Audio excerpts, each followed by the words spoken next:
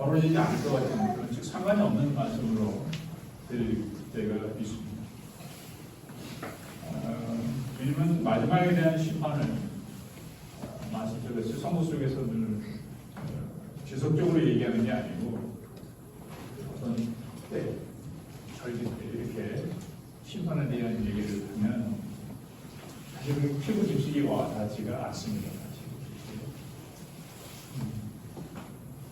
그래서 심판에 대한 이야기는 좀 불편해요. 좀 불편할 뿐입니다. 뭐 솔직히 우리끼리 얘기지만 심판 얘기는 안 했으면 좋고, 근데 또 안 할 수가 없죠. 성경에 있는 말씀이기 때문에. 주님께서 제자들을 양육하실 때 하나님 나라에 대한 얘기를 많이 하셨어요. 자체가 하나님에 대한 하나님 나라에 대한 얘기예요. 제자들은 굉장히 궁금해했을 텐데. 근데 이렇게 질문을 하진 않았어요. 물론 질문을 한 적도 있지만 그렇게 예수님이 얘기할 때마다 질문을 던지지 않았어요. 물론 한 것도 있죠. 주님이 가셨다가 언제 오십니까? 그때가 지금입니까? 뭐 이런 질문을 하셨지만 특히 심판에 대한 얘기를 할 때는 그렇게 자주 질문을 하잖아요. 만약에 여러분에게 1대1로 만나서 심판이 지금이다. 그러니까 조심하고 빨리 준비하라 할 때 여러분 질문을 하실 수 있겠습니까? 우리는 질문을 잘 못할 거예요. 두려워도. 그리고 그게 금방 일어나지 않을지도 확신도 없기 때문에 물어보지 못할 겁니다. 제자들은 오늘의 이 말씀 듣고 그 순간에도 예수님이 정말 앞으로 어떤 일을 하실지 어떤 모습으로 하실지 좀 궁금한데도 질문하지 않습니다. 또 오늘 이 말씀 보고 나서 26절 그 1절에 보면 이제 나는 죽었다가 이제 사람을 부활할 거라니 죽음에 대한 얘기를 해요. 죽음에 대한 얘기하면 좀 피부로 와닿을 거예요. 그죠? 왜냐하면 죽음에 대해서 다 관심이 있거든요. 나는 언제 죽고 지금은 아니야. 그지만 언젠가는 죽는데 지금은 아니야. 근데 죽음에 대한 얘기를 하면 관심이 있어요. 아마 제자들도 이 심판에 대한 얘기보다 죽음에 대한 얘기에서는 금방 이 피부로 닿았을 거라는 생각이 듭니다. 이게 현실감이 있는 이야기 그런 얘기를 들을 거라고 생각해요. 우리 주님의 말씀에 공감을 하는 그런 말씀들이 그렇게 많지 않습니다. 우리의 역사가 아니고 어떻게 보면 이스라엘 사람들의 역사이기도 하지만 신앙적으로 보면 깊이와 넓이를 보면 우리가 신앙생활을 하는 이유가 주님의 말씀을 우리의 삶에 연결해서 보면 다 적용되는 얘기고 틀린 말이 없음에도 불구하고 그렇게 충분히 공감하지 않습니다. 우리가 나눔 운동을 하죠. 시야 성공을 해서 다른 교회들을 도와주고 있습니다. 근데 우리 그게 크게 기억하지 못해요, 사실. 근데 그 도움을 받는 교회들은 굉장히 크게 생각합니다. 어떻게 기억하냐면, 어떻게 기억할 것 같아요?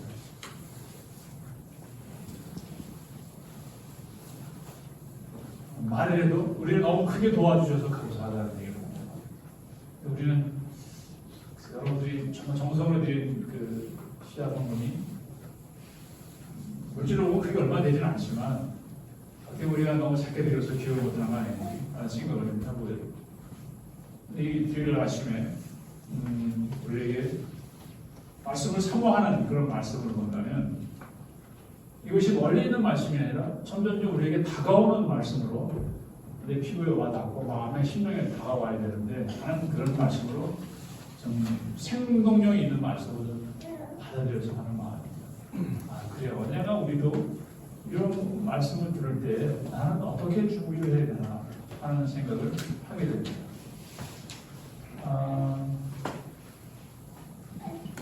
외부에서 보는 용인교회가 작은 교회였다가 이렇게 어떤 분의 도움으로 크게 교회가 어쨌든 설립이 됐습니다.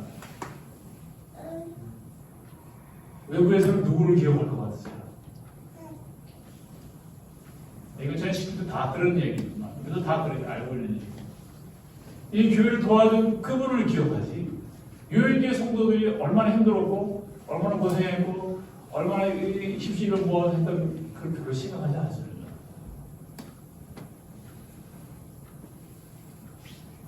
한번 물어보세요. 요일교회가 그게 기어졌을 때, 그분이 이렇게 도와줘서 했지. 여러분들 십시일만 모아서 뭐 힘을 쓰고 애쓰고 이런 거에는 별로 생각하지 않습니다. 기억하지 않아요. 아주 작은 거는 기억하지 않아요. 근데 더 중요한 거는 하나님도 기억하지 않는 거예요. 그 사람의 이름만 기억을 해요. 하나님이 그분을 도와주셔서, 하나님 도와주셔서 그분이 은혜를 던지고서 이렇게 해줬다는 이게 사실은 신앙적인 이야기고 우리의 삶을 살아가는 모습인데 그 작은 것에는 생각하지 않고 그 외적인 것, 크게 도와주시는 것만 생각합니다. 자, 그렇다면 성서 말씀이 오늘 왜 와닿습니까? 찬양하고 별로 감동이 없어요. 뭐 축복받은 이야기나 좀 해야 감동이 올까? 심판에 대한 얘기는 감동이 없어요. 그런 마음 있어야 되는데 그것도 없어요. 자, 실제적인 삶에서 주님을 시청할 수 있는 말씀을 주셨는데 우리가 23장, 24장, 25장 쭉 보면서 어떤 얘기냐? 다 하나님 나라에 대한 얘기면서 율법학자들이나 바리새인들 너희들이 잘못된 신앙에 대해서 이렇게 조금 지적하고 있어요.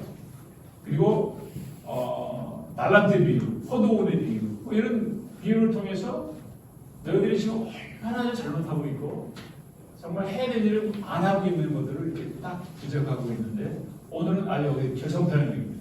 최후 심판에 대한 얘기예요. 너희가 그렇게 안 해왔기 때문에 최후 심판 때는 양과 염소를 갈아질 거다.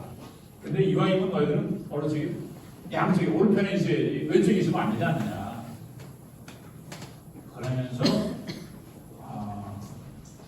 비유를 줍니다. 이 비유 하나하나가 어쩌면 오늘 우리에게 이 마지막 모습 속에서 나는 과연 어디에 어떤 모습으로 살아가야 되는지. 그러니까 성서를 좀 보면 내가 기껏 만상에 좋은 일을 하고 베풀었는데 정작 예수님이 너 그거 잘했다는데 나는 그렇게 한 적이 없는데요? 라고 이렇게 반문하죠. 또 어떤 사람은 했는데도 불구하고 너는 그렇게 하지 않았다 얘기해요. 여기서 보잘것없다고 아주 작은 자, 정말 볼 것이 없는 사람, 별볼이 없는 사람, 근데 이게 전혀 유익이 없는 사람,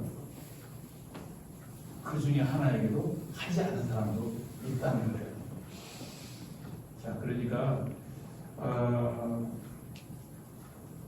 조건 없는 사랑을 단 한 번도 하지 않는 것. 그러니까 우리가 어떤 계획을 짜서 그걸 하나씩 할 때는 기억을 해요. 내가 계획했기 때문에. 근데 어떤 일을 내가 도와주는 거고 어떤 사람은 정말 도와주고 난 별로 한 기억도 없는데 이런 건 뭐죠? 내가 사랑으로 한 거는 별로 기억을 하지 않아요. 근데 계획을 하고 준비한 거는 다 기억이 나. 그러니까 유대인들은 뭐죠? 다 계획적으로 한 거야. 그러니까 어떻게 해요? 생색만 내는 거죠. 생색내기 위해서 계획을 하고 준비하지만 사랑으로 한 건 별로 기억하지 못해요. 하나님 원하시는 건 뭐죠? 조건 없는 사랑을 하나님. 그래서 그렇게 하지 못하는 이들에게 40절에 그들은 영원히 벌받는 것 쫓겨날 것이고 의인들은 영원한 생명의 나라에 악인과 잘못한 사람과 의인을 이렇게 딱 구분을 하셨어요. 어떻게 보면 이것을 잘못 해석하면 가난하고 병들고 감옥에 들어 돌보는 것이 예수님을 돌보는 것으로 우리가 착각하고 또 오해할 수도 있습니다. 선의 동기가 뭐냐? 선의 동기가 뭐냐? 착한 일의 동기가 뭐죠? 즉 하나님께서 이 땅에 하신 일이 뭐죠? 선한 일을 하게 하도록 우리를 만들어주셨어요. 선한 일을 하면서도 우리가 어떻게 해요? 그거를 자랑으로 삼지 않아요. 자랑을 해서는 안 된다. 그냥 하나님께서 우리에게 베푸신 거를 우리 자연스럽게 하는 거예요. 어디 가면 왼손이 하는 거 오른손 모르게 하는 거예요. 그걸 기억하지 말라는 거죠. 하나님께서 한 거는 기억하지 않아요. 하나님이 다 아시니까 근데 그거를 꼭 기억해야 되고, 그걸 안 못 알아주면 마음이 섭섭한, 이거는 안 된다는 거예요. 그런 건 안 된다.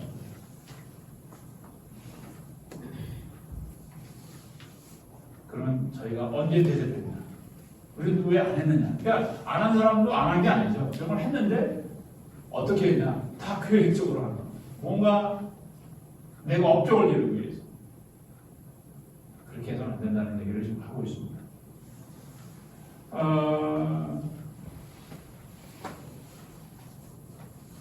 요즘에 가끔 그런 사회에서 불의한 사람들 얘기를 보면 그 파일에 잘하는 환경에 대한 얘기를 많이 하죠. 어렸을 때 환경이 그게 성인이 되어도 그대로 나타나는, 폭력을 받은 아이가 폭력을 행하는 사람이고, 사랑을 받은 사람이 사랑을 베풀어하는 사람이고, 또 가정에 대해서 얘기를 합니다. 우리가 좀 힘들지만 어려운 시대를 살아온 우리들에게도 가장 고역없는 사람들을 돌보는 사람들도 있었어요. 사실. 어떻게 보면 지금의 시대가 마지막 때를 간다고 보면 우리는 더 우리가 하나님의 목적으로 세워진 이 선한 목적으로 세워진 그들을 더 많이 드러내고 나타내야 될 때가 아닌가 싶습니다. 근데 지금은 그런 것보다는 보잘것없는 사람이 눈에 확 들어오진 않아. 우리는 다 큰 사람들처럼 살아가고 있어요. 정말 보잘것없는, 땅에서 가장 별 볼일 없는 사람들, 나와 같이 정말 동일시하게 여기는 그런 마음들이 우리 사회에 들어있나 그런 마음이거든요. 우리가 그런 주님이 주시는 사랑을 매일 먹고 자라서 그걸 향한다면 정말 악이라는 것을 알려주시기가 어렵죠. 왜 하나님께서 우리에게 그런 선을 주셨기 때문에 자연스럽게 그걸 하는 일이죠. 근데 누구나 똑같은 길을 가면서도 한 사람은 선한 길을 드러내는 사람, 어떤 악한 길을 드러내는 사람이 있다. 그러니까 중립적으로 가는 사람도 물론 있겠지만 그렇지는 않습니다. 선과 악은 분명히 하는 거죠. 또 선택도 분명합니다. 우리는 선택을 하죠. 옳은 일을 선택하는 사람은 또 어찌 않은 일을 선택하는 사람이죠. 성경에도 그렇게 말씀하고 있죠. 우리는 늘 유리한 것만 선택하면 안 되고 옳은 일을 선택하는 사람입니다. 유리한 건 아닙니다. 옳은 일을 하다 보니까 유리한 일이 생긴 거지. 유리한 일을 하다 보면 언젠가는 그게 옳지 않은 일이 될 수 있습니다. 자기 중심으로 갑니다. 그러니까 옳은 일을 선택해야 돼요. 비록 내가 좀 힘들고 어려워도 옳은 일을 선택하는 사람이 하나님이 기뻐하시는 거다라고 하는 겁니다. 하나님께서 오늘 에제키엘은 양들을 보내서 양들을 자기의 직접 기르시겠다 말씀합니다. 빈약한 자나 연약한 자 진짜 챙겨서. 그러니까 우리는 그런 말씀 통해서 보면 그래 내가 비록 빈약하고 연약하지만 옳은 길을 설 수 있는 그런 양이 되기를 원하는 거예요. 하나님. 그래야 하나님이 키우시고 하나님이 세워주시고 그럼에도 불구하고 늘 유리한 쪽으로만 간다면 잘못된 일을 할 수 있다. 어떻게 보면 많은 사람들이 큰 길로만 가기를 원하는 것 같아요. 유리한 길로. 그리스도의 정신은 유리한 길이 아닙니다. 옳은 길이에요. 하나님이 원하시는 옳은 길을 가는 것이 그리스도의 정신입니다. 주님께서 가르쳐주신 게 말이에요. 제자들에게 뭘 가르쳤어요? 당신은 늘 항상 나는 섬기러 오는 자다. 나는 섬기를 따라간다. 제자들이 권자에 오르기를 원했어요. 왕자에, 세상의 왕자에 오르기 원했지만 거기는 내가 갈 곳이 아니라 그랬어요. 그리고 그것을 내려놓습니다. 제자들은 놀랐습니다. 희한하고 당신이 한 자리 해야 우리도 그걸 따라갈 텐데 여전히 그분은 그 자리를 원하지 않고 다른 길로 가니까 가룟 유다는 배반을 하게 되죠. 그래도 그는 유리한 걸 택한 사람입니다. 옳은 걸. 그러니까 가장 작은 자를 보지 않고 자꾸 높은 것만 바라보기 때문에 가장 작은 자를 볼 수가 없어요. 실히 작은 자, 가장 작은 자, 가장 별 볼이 없는 사람을 보지 않는 거예요. 당시 예수님은 유대인들에게는 별 볼일 없는 사람이었습니다. 목수의 아들이다. 출생도 불명하지 않아. 근데 이 사람이 왕인 게 이해가 안 되는 거예요. 더군다나 많은 사람이 추종을 당하니까 또 셈도 되고 있고.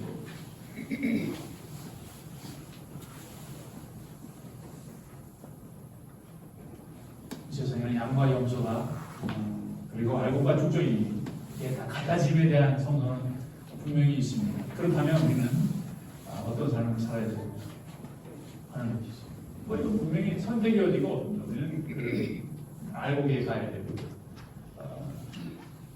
옳은 일에 서야 되고 하나님을 기뻐하시는 긍정적인 사람이 되어야 되고 그리고 감사하는 삶을 살아야 되고 뭐 이런 것은 당연히 우리가 해야 됩니다. 넓은 길로 가지 말고 좁은 길로 가야 되고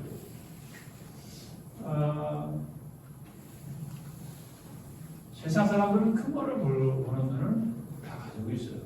그걸 또 좋아하고 그런 욕심을 뭐 없다고 말하겠지만 그럼에도 불구하고 우리가 그리스도인으로서 좀 힘들고 어렵고 고난과 역경을 살아오면서 힘들면서도 불구하고 우리가 작은 것을 볼 줄 아는 그런 눈을 신앙의 눈을 가져야 됩니다. 하나님이 바라봤던 그 세계를 우리도 볼 수 있는 눈을 달라고 기도해야 되고 그런 마음을 가져야 돼요. 그렇지 않으면 자꾸 어떻게 다른 걸 보기 때문에 하나님 보시기에도 불편한 마음을 가질 수밖에 없어요. 마지막 때에 정말 우리가 어디에 구원된 자리로 갈 수 있는지 저와 여러분 모두가 정말 주님이 원하시는 오른편에 귀한 자리에 총받은 자리에 함께하기를 바랍니다. 오늘 그 말씀이 거기에 나오죠. 내 아버지가 복을 받은 사람들이니 근데 어떻게 세상 창조 때부터 준비하는 거라고 했어요. 이게 하루아침에 갑자기 여러분이 잘해서 그게 준게 아니라 생겨난 게 아니라 세상 창조 때부터 너를 위해서 준비하는 거라고 했어요. 준비하는 거. 이게 얼마나 감사해요. 미리 준비된 곳에 우리가 가야지. 그렇게 갈 수 있기를 소망합니다.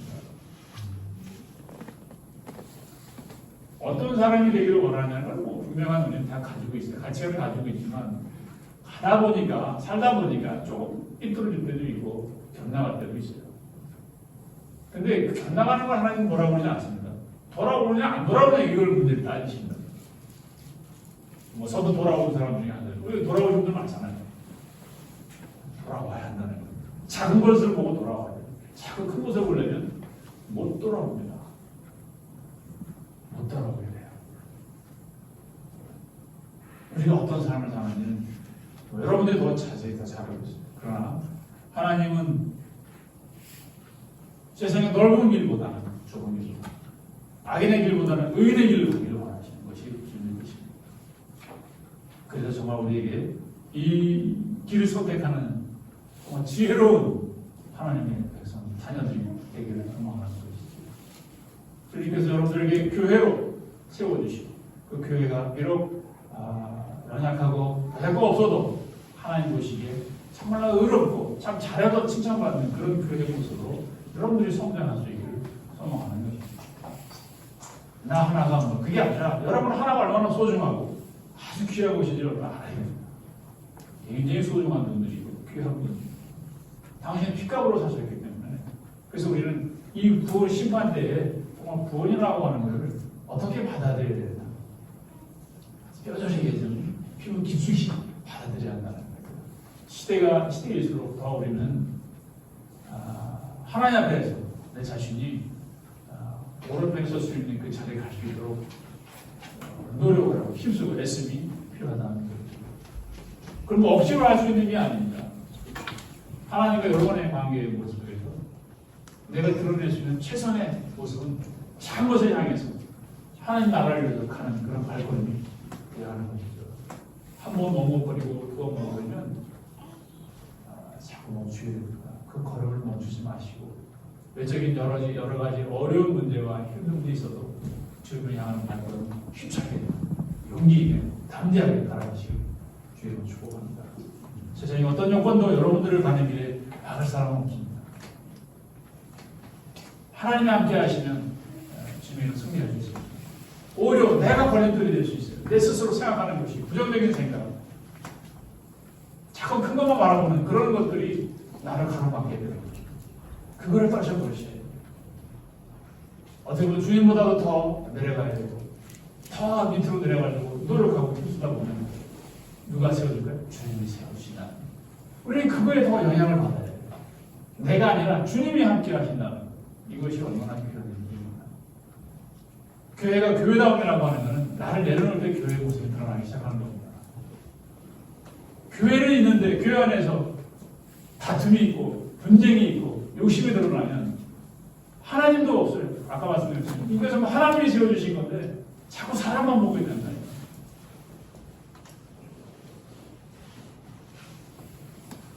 성공에는 좋은 제도를 가지고 있어요. 기교와 사제와 평신도원이 서로 합의를 이루는.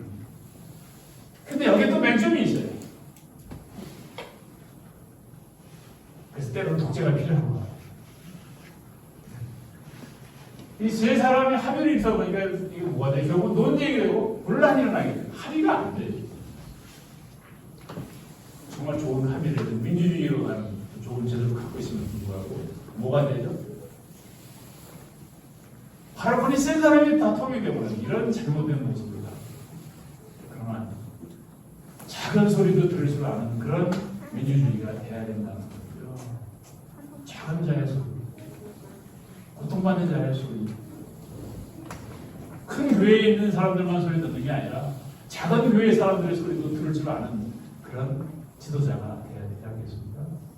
그게 진정한 교회의 모습이죠. 진짜 성공의 교회가 바로 그런 겁니다. 성공회는 그런 교회들이고 큰 교회라고 발목 세다가 그것만 들어주는 게 아니라 작은 교회의 소리도 들어줄 줄 알고 거기서 합의를 보시면 그게 성공의 전통입니다. 개신교나 천주교는 그렇게 하지 않습니다. 어떻게 해요?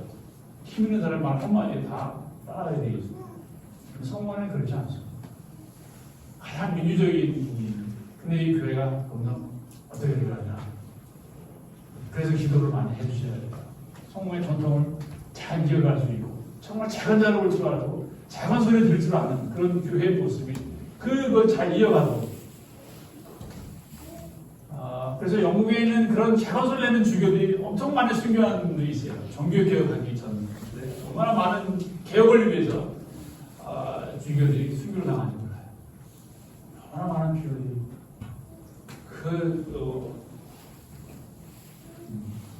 힘 있는 자에게 반환했다가 죽음을 당하는